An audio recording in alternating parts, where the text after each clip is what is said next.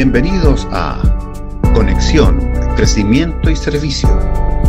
Viviendo el Evangelio hoy. Un espacio de la Iglesia Cristo Eterno Redentor de enseñanzas, noticias y conversación. Visítanos y síguenos en el canal de YouTube y nuestro fanpage Cristo Eterno Redentor.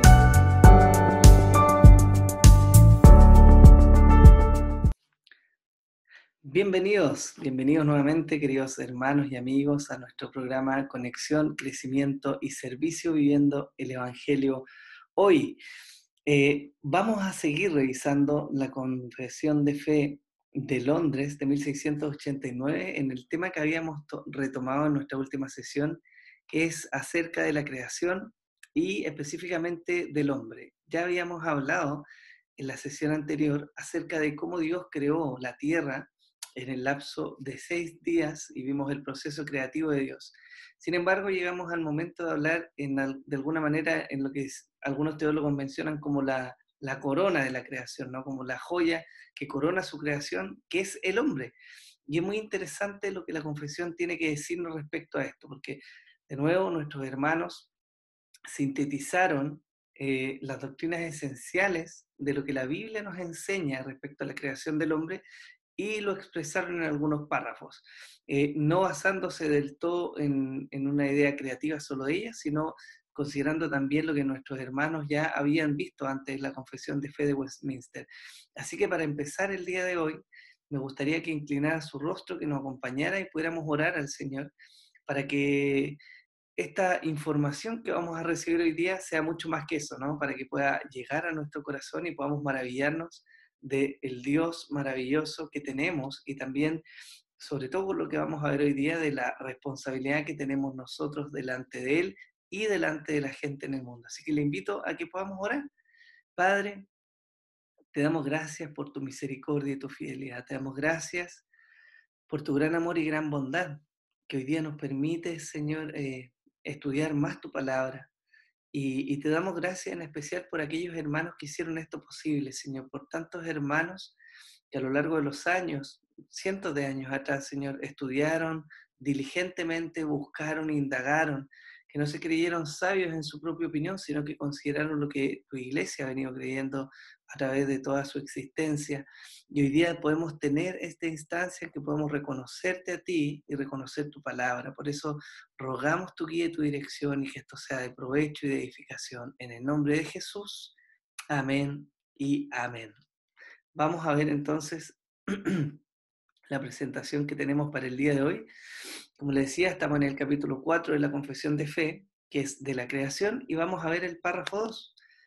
El párrafo 2 dice así: después que hubo Dios creado todas las demás criaturas, creó al hombre, varón y hembra, con almas racionales e inmortales, haciéndolos aptos para la vida con Dios, para la cual fueron creados, siendo hechos a imagen de Dios, en conocimiento, justicia y santidad de la verdad, teniendo la ley de Dios escrita en sus corazones y el poder para cumplirla, y sin embargo, con la posibilidad de transgredirla por haber sido dejados a la libertad de su propia voluntad, que era mutable.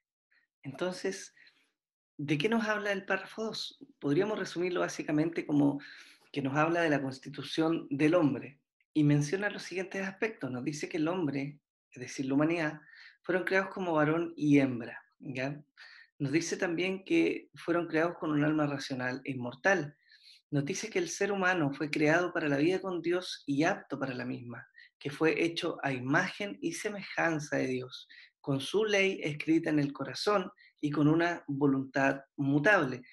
Ahora, uno de los primeros aspectos que quiero resaltar hoy día, y es quizás de los más ardientes en el debate público, quizás, es el tema de la sexualidad o del sexo con el que fue creado el ser humano, porque mientras hoy día se está postulando que existen diversos sexos o diversos géneros, nuestros hermanos de la confesión, sin el contexto que tenemos nosotros hoy día, ni probablemente todas las luchas que tenemos, fueron capaces de reconocer lo que la Biblia enseña, y esto es que Dios creó al hombre varón, al ser humano, ¿cierto? Varón y hembra. como dice Génesis 1:27, que dice, y creó Dios al hombre a su imagen, a imagen de Dios lo creó, varón y hembra los creó. Y esto tiene mucho que ver también con el propósito de Dios, porque cuando Dios crea al ser humano, como la joya de la creación, ¿cierto? De alguna manera les dice, eh, los bendice Dios y les dijo fructificad y multiplicaos, llenad la tierra y sojuzgadla, y señoread en los peces del mar, en las aves de los cielos y en todas las bestias que se mueven sobre la tierra. Entonces, mire cómo va de la mano esto, porque primero la Biblia nos muestra que hay solamente dos sexos, ¿cierto? Pero también nos está diciendo que tras eso hay un propósito. ¿Cuál es ese propósito? Bueno, multiplicación. Que el hombre de verdad pudiera llenar la tierra, que pudiera sojuzgar la tierra, que pudiera enseñorearse de los animales, de las aves y de todo lo que hay en la tierra. No enseñorearse en un mal sentido, sino al contrario, administrar de manera prudente lo que Dios le había dado. Eso es el inicio. Pero eso es solo posible en la medida en que el hombre se junta con la mujer. Dos hombres no pueden procrear, ¿cierto? De la misma manera, dos mujeres no pueden procrear. Lo que existe hoy día, o lo que la sociedad está tratando de mostrar, son tergiversaciones.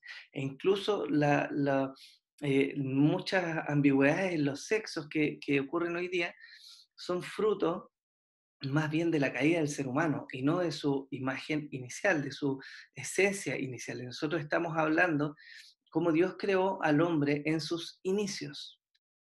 También nos muestra algo este párrafo que es muy interesante, que es la constitución dicotómica. Seguramente usted ha escuchado hablar de que el hombre es cuerpo, alma y espíritu. Eso es lo que se llama tricotomía.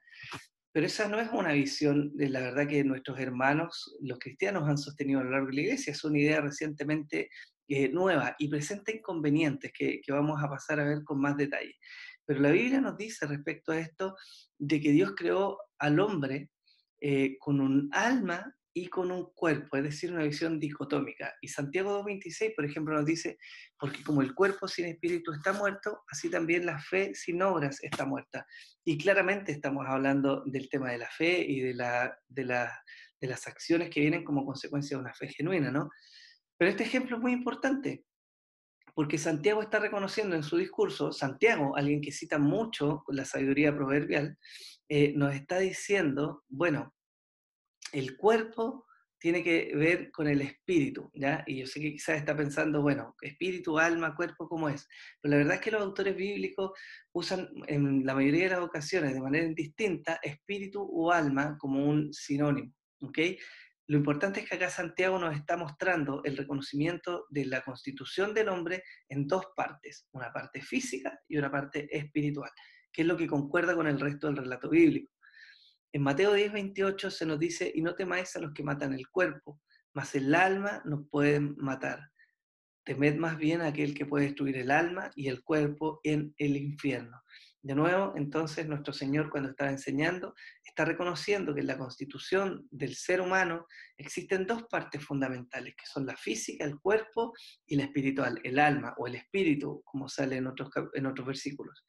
Y Eclesiastés 2:7 también nos dice, y el polvo vuelva a la tierra como era, y el espíritu vuelva a Dios que lo dio. Entonces, de nuevo, vemos este intercambio, ¿no? Como espíritu con alma se intercambian muchas veces a lo largo de la Biblia para expresar básicamente lo mismo, que es la parte espiritual que compone el ser humano y por otro lado la parte física.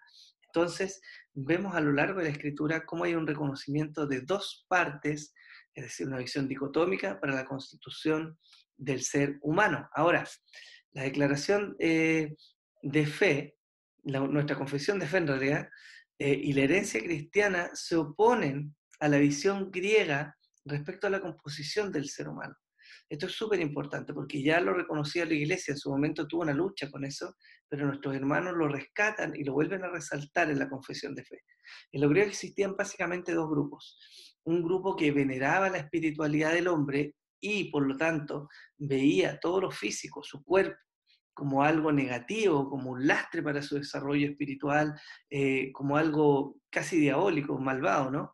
Y había otro grupo que veneraba el cuerpo de tal manera que promovía el liberalismo, El cuerpo tenía que satisfacer sus deseos, sus pasiones, sus anhelos, por lo tanto había una exaltación al ser humano en su parte física, en su cuerpo, descuidando su espiritualidad, y todo eso desembocó, como muchos saben, en un liberalismo terrible que terminó hundiendo a la sociedad griega. Mucha promiscuidad, mucho homosexualismo, mucha prostitución. ¿Por qué? Porque el lema era de este grupo, ¿cierto? Démosle rienda a los deseos del cuerpo, tienen que ser satisfechos porque eso es lo más importante. Sin embargo, la Biblia discrepa de estas dos visiones. Discrepa de esta visión en que el cuerpo es visto como algo negativo y solo se exalta la espiritualidad, y claramente con el otro extremo que nos dice que el cuerpo es lo único que importa y que debe ser satisfecho y la espiritualidad no. La Biblia, al contrario, nos muestra que existe una armonía del cuerpo y el alma, porque tiene que ver con la esencia misma de cómo Dios creó al ser humano. Eh, Cuando vemos esta visión del ser humano no reconocida como la Biblia le enseña, tenemos dos grandes errores que yo quise destacar. Primero, hay una visión simplista de los problemas del ser humano. Si tenemos un enfoque solo en el aspecto espiritual, muchas veces vamos a poder estar errando en problemas que tienen una raíz física. Personas que muchas veces están con el ánimo bajo, que están muy cansadas, que tienen un poco quizás de depresión, muchas veces los podemos diagnosticar, si es que somos simplistas, como un tema espiritual, cuando puede ser un tema físico, como por ejemplo deficiencia en la hormona tiroides, por el tema de la tiroides, ¿cierto? Que es algo real, que pasa, que es algo físico, que influye en cómo la persona está desenvolviéndose en el día a día. Entonces una visión simplista nos puede llevar a dar un remedio equivocado para un tipo de persona. También, por el otro lado, podemos verlo todo como un problema físico, tratar de encontrar de alguna manera, de descifrar, como buscan mucho en la química del cerebro, ¿no? Y decir que no, todo tiene que, se resume a reacciones químico-físicas en el cerebro, y que por eso el hombre se comporta de tal o cual manera, cuando existe una componente espiritual, ¿ya? Y mucho de lo que le ocurre al hombre tiene hoy día una componente espiritual. La Biblia, como les decía, nos muestra que la espiritualidad se conecta con el cuerpo y que deben andar en armonía. Y como un ejemplo de esto, tenemos el Salmo 32:2, cuando David había pecado con Betsabé y él había guardado silencio ante el Señor hasta que fue confrontado por el profeta Natán, ¿no? Nos está diciendo qué le ocurrió, y dice: mientras callé envejecieron mis huesos en mi gemir todo el día. ¿Qué nos muestra esto? Nos muestra que existe una relación, ¿ya? Algo que se une entre la espiritualidad y el físico. David había pecado. Él efectivamente no solo había cometido un acto con su cuerpo, él no estaba enfermo por el hecho de haber cometido ese acto como si fuera solamente eso, o alguna enfermedad de transmisión sexual, no, lo que lo hubiera decaído. Él estaba expresando las consecuencias de haber pecado contra Dios, ¿ya? De haber negado a Dios, de haber negado los principios de Dios y haber callado, lo que se desarrolló finalmente en problemas que le afectaron físicamente, ¿ya? Entonces, la Biblia en eso no es simplista, y nosotros en esto debemos tener cuidado en la forma en que abordamos los problemas del ser humano, porque, de nuevo, hay una armonía entre el cuerpo, ¿ya?, que es físico, y entre el área espiritual del ser humano. Muchas veces nos vamos a encontrar con personas que están sufriendo decaimiento, un desgano tremendo, y quizás podríamos ser simplistas, ¿cierto? Y decir, bueno, no es solamente un tema espiritual, es pereza, es acá, cuando puede ser efectivamente una falta de actividad física que ayuda a regular ciertos niveles de hormonas en el organismo, ¿cierto? Y nos mantienen más activos. Entonces, debemos ser muy cuidadosos en cómo vemos esto. Y de nuevo, lo enmarcamos en el hecho de que el ser humano es visto en la Biblia como un ser dicotómico, es decir, de dos partes, y no tricotómico, como se enseña en base a un versículo, ¿ya? Porque un solo versículo lo menciona, que es en Tesalonicenses, si mal no recuerdo. ¿Cuál es el otro problema? Bueno, que considerar al hombre de otra manera que no sea dicotómica, ya sea de una parte o de tres partes o de cuatro o cinco, las que quiera, niega la doctrina del estado intermedio. ¿Qué nos dice esta doctrina? Esto se aborda en el capítulo 31 de la Confesión de Fe, entonces no vamos a entrar en todo el detalle porque Dios mediante llegaremos allá. Pero esta doctrina nos dice que cuando el hombre muere, el cuerpo vuelve al polvo y el alma vuelve a Dios. Esto hasta que sabemos hasta el punto en que hay una resurrección, ¿cierto? Y el cuerpo glorificado, ¿no? Pero ¿qué nos está mostrando esto? Bueno, la necesidad de que consideremos al hombre como un ser dicotómico, como lo muestra toda la Biblia. Porque hay una simple pregunta que no podríamos responder, y es que si el hombre está compuesto por el cuerpo, el alma y además el espíritu, bueno, ¿dónde va el espíritu cuando muere? Si es diferente al alma, ¿no?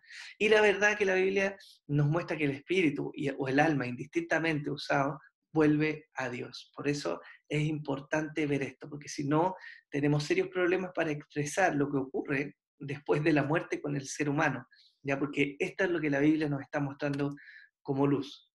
Otro punto importante de este segundo párrafo de este capítulo de la confesión tiene que ver con este aspecto de la imagen y semejanza de Dios.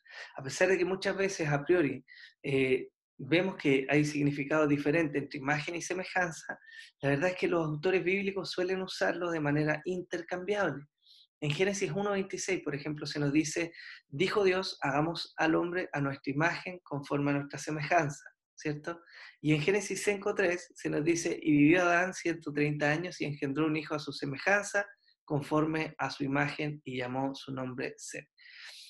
Los dos textos están hablando de manera muy similar, con un lenguaje que intercambia imagen y semejanza, a pesar de que, como lo decía, tienen significados un poco diferentes, en el contexto bíblico en el que lo vemos, son intercambiables. ¿Ya?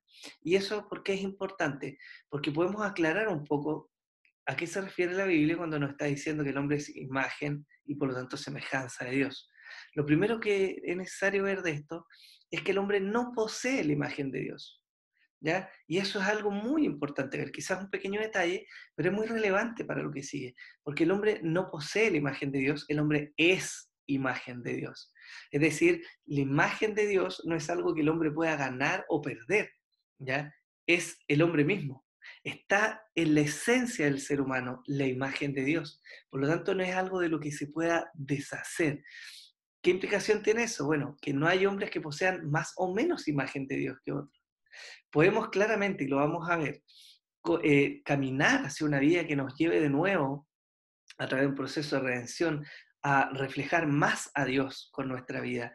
Pero en ningún momento es que ganemos un nivel o perdamos un nivel de la imagen de Dios en nuestras vidas, ¿ok? Entonces, como consecuencia de esto también está que el hombre fue creado apto para la comunión con Dios. Dios, antes de crear lo que Él creó, ¿cierto? El universo, los animales, las plantas y claramente al ser humano, Dios estaba completo en sí mismo. Y la Biblia nos da evidencia de que Dios existía en una comunión perfecta. Eso es lo que la Biblia nos muestra.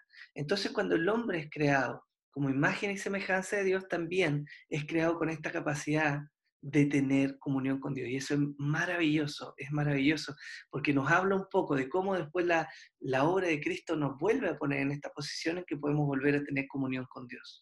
Ahora, esto tristemente se quebró con la caída, pero hay una noticia maravillosa que dejamos para el final de esta presentación. ¿En qué consiste entonces ser imagen de Dios? Bueno, es ser la réplica visible y viviente de Dios en la tierra. Consiste básicamente en eso. Y esto incluye los aspectos de la espiritualidad, como el conocimiento, justicia y santidad en la verdad, que son aspectos espirituales, perdónenme, faltos espirituales, pero también con la materialidad, porque nuestro cuerpo físico resalta de alguna manera el dominio de Dios, este Dios que es imponente, que con su presencia nos transmite, ¿cierto?, su grandeza, su gloria. Por lo tanto, ojo con la manera de ver nuestro cuerpo como algo que simplemente va a aparecer y bueno, el día de mañana lo cambiaremos y punto, porque nos puede llevar un poco a un extremo de una visión errada de quiénes somos. Al contrario, somos imagen y semejanza de Dios. No nos podemos deshacer de eso. Ahora una pregunta interesante ¿es el hombre caído imagen de Dios? Y la respuesta es claramente sí. Sigue siendo imagen de Dios, porque de nuevo no hablamos de capacidades o de algo que el hombre pueda ganar o perder. La pregunta entonces debe ser reformulada y debiéramos preguntar lo siguiente, ¿es el hombre caído la imagen exacta de Dios? Y ahí podemos responder, no. El hombre después de la caída dejó de ser la imagen exacta de Dios. Y aquí viene algo maravilloso que les decía, porque el plan de Dios, que es la redención del ser humano y de todas las cosas, se relaciona mucho con el aspecto de hacernos volver a esta forma, a este diseño original. Recuerden que la Biblia parte con Dios y su creación en una comunión perfecta hasta que caen, y sigue avanzando hasta el punto en que esta creación caída es restaurada a su posición original y vuelve a tener una comunión perfecta con Dios en el lugar de Dios, al igual que el inicio. Eso que pasa entre medio es el proceso de la redención, y es lo que tiene que ver con cómo Dios va trabajando en nuestras vidas y de manera más particular llevándonos a la semejanza de Cristo. Efesios 4, 12 y 13 dice: a fin de perfeccionar a los santos para la obra del ministerio, para la edificación del cuerpo de Cristo, hasta que todos lleguemos a la unidad de la fe y del conocimiento del Hijo de Dios, a un varón perfecto, a la medida de la estatura de la plenitud de Cristo. Entonces, qué tremendo, ¿no? Porque vemos cómo el ser humano no se puede deshacer de la imagen de Dios, ¿ya? Porque es imagen de Dios, está en su esencia ser imagen y semejanza de Dios. Pero también vemos que esa imagen de alguna manera está manchada, opacada, podríamos decirlo hoy día, por los efectos de la caída. Entonces el maravilloso plan de Dios que tiene que ver con nuestra salvación también implica con el ir moviéndonos y el ir trabajando en nuestras vidas de tal manera que avancemos en parecernos cada vez más a Cristo, la imagen del Dios invisible, ¿no? Como nos dice la Biblia. ¿Para qué? Para que volvamos a quitar la opacidad que empaña la imagen de Dios en nosotros y podamos mostrar la luz de Cristo, la luz de nuestro Salvador a todo nuestro entorno. Ese entonces ha sido el capítulo de hoy. Espero le haya sido de mucha bendición. Tenemos un párrafo más que vamos a ver de la confesión respecto a la creación y ya vamos a seguir, Dios mediante, avanzando con estos temas maravillosos. Yo me maravillo de ver la misericordia y la obra del Señor a través de lo que nuestros hermanos dejan plasmado, ¿no? Estas enseñanzas tienen que ver con lo que nuestros hermanos quisieron sintetizar de lo central del cristianismo y que dejaron plasmado en esta confesión de fe, particular para nosotros que adherimos al movimiento bautista reformado, ¿no? A los bautistas particulares que se les llama, distanciándose un poco de nuestros hermanos presbiterianos, solo en algunos puntos, pero conservando lo medular en prácticamente todo. Así que espero esto haya sido de provecho y le invito a que oremos para despedir este tiempo de nuestro programa Conexión, Crecimiento y Servicio, Viviendo el Evangelio Hoy. Padre, gracias por este tiempo, por tu misericordia y por esta instancia en la que podemos aprender de tu palabra. Yo ruego, Señor, que nos dé mayor claridad, que podamos maravillarnos y sorprendernos contigo y con tu palabra a través de esto y que todo nos sea de provecho. Bendito sea tu nombre, Señor, por esto. Y te rogamos, Señor, que nos ayudes a ser cada día más parecidos a ti, no en nuestra esencia, que ya lo somos, ¿no? Sino que podamos quitar la opacidad que el pecado ha puesto sobre nuestra vida y podamos mostrar la luz de Cristo, tu luz, Señor, y alumbrar a las naciones. Te damos gracias en el nombre de Jesús. Amén y amén. Que Dios le bendiga y Dios mediante nos volvemos a ver en otra instancia de nuestro programa Conexión, Crecimiento y Servicio.